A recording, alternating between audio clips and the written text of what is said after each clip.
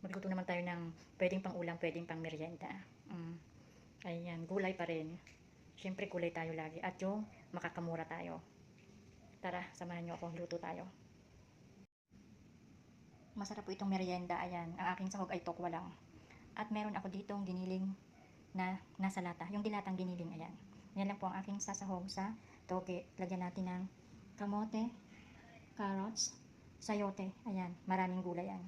Gisa lang natin. Pwede naman iulam ng ginisa lang na ganito, or pwede natin siyang ibalot. Pwedeng lumpiang toge, lumpiang gulay. Ayan.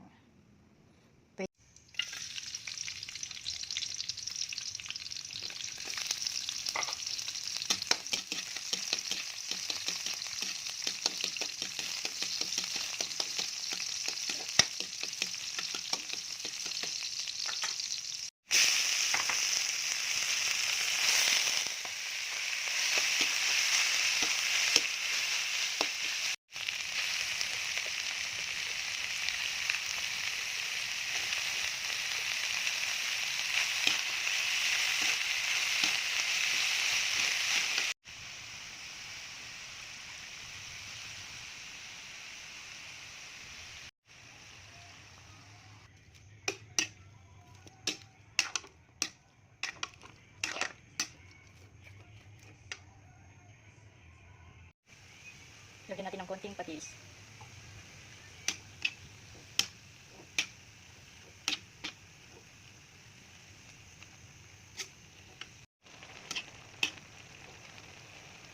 Magbalot na tayo. Luto na ang aking ginisang toge. Oh. Balot na tayo.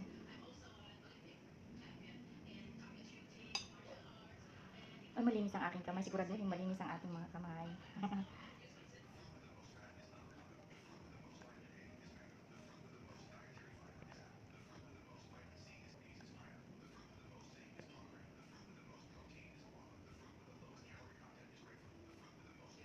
Masarap to, may sausawan. Ito, may suka sausawan.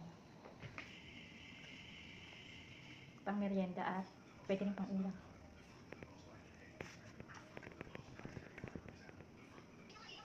Ayan, tapos ako diba? Marami akong nagawa.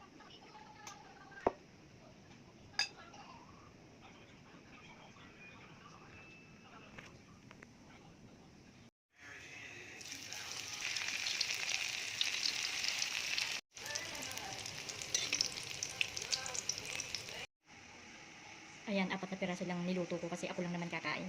Tikman na natin. Ayan, tikman na natin. May suka. Suka. Hop. Malit pa.